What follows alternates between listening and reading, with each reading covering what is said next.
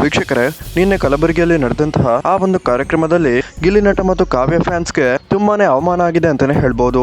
ಗಿಲ್ಲಿ ನಟ ಮತ್ತು ಕಾವ್ಯ ಅವರ ಫ್ಯಾನ್ಸ್ ಗಳನ್ನ ಕಸದ ರೀತಿ ಕಂಡಂತಹ ಆ ಒಂದು ರಾಜಕಾರಣಿಗಳು ಮತ್ತು ಈವೆಂಟ್ ಮ್ಯಾನೇಜ್ಮೆಂಟ್ ಅವರ ವಿರುದ್ಧ ಸಾಮಾಜಿಕ ತಾಣಗಳಲ್ಲಿ ಸಾಕಷ್ಟು ಆಕ್ರೋಶ ವ್ಯಕ್ತವಾಗ್ತಿದ್ದು, ₹100 ಖರ್ಚು ಮಾಡಿ ಇಂತಹ ಕಾರ್ಯಕ್ರಮಗಳಿಗೆ ಫ್ಯಾನ್ಸ್ ಗಳು ಬರ್ತಿದ್ದು ನಿಮ್ಮ ರಾಜಕಾರಣಿಗಳ ಆಡಂಬರ ನೋಡೋದಿಕ್ಕ ಅಂತ ಪ್ರಶ್ನೆಯನ್ನ ಮಾಡ್ತಿದ್ದಾರೆ.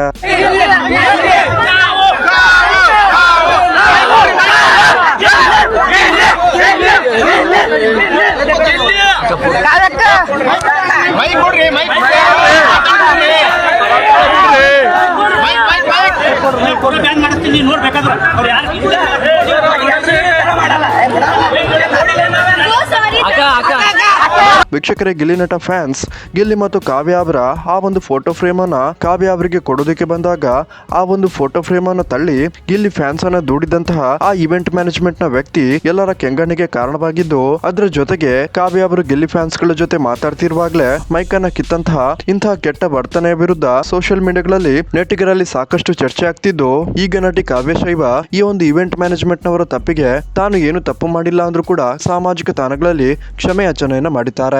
ನಿನ್ನೆ ನಡೆದಂತಹ ಕಾರ್ಯಕ್ರಮ ತುಂಬಾನೇ ಬೇಸರ ತಂದಿದ್ದು, ಅಭಿಮಾನಿಗಳಿಗೆ ಬೇಸರವಾಗಿದ್ದಲ್ಲಿ ದಯವಿಟ್ಟು ನನ್ನನ್ನು ಕ್ಷಮಿಸಿ ಅಂತ ಕಾವ್ಯ ಅವರು ಎಲ್ಲರ ಮುಂದೆ ಕೇಳಿಕೊಂಡಿದ್ದು, ನಿಜವಾಗ್ಲೂ ಕಾವ್ಯ ಶೈವ ತಮ್ಮೊಂದು ಸರಳತೆಯನ್ನು ಪ್ರದರ್ಶನ ಮಾಡಿದ್ದಾರೆ ಅಂತಾನೆ ಹೇಳ್ಬಹುದು. ಸೊ ವೀಕ್ಷಕರೇ, ನಿಮ್ಗೆ ಇದರ ಬಗ್ಗೆ ಏನ್ ಅನಿಸುತ್ತೆ ಅನ್ನೋದನ್ನ ದಯವಿಟ್ಟು ಕಮೆಂಟ್ ಮಾಡಿ ತಿಳಿಸಿ.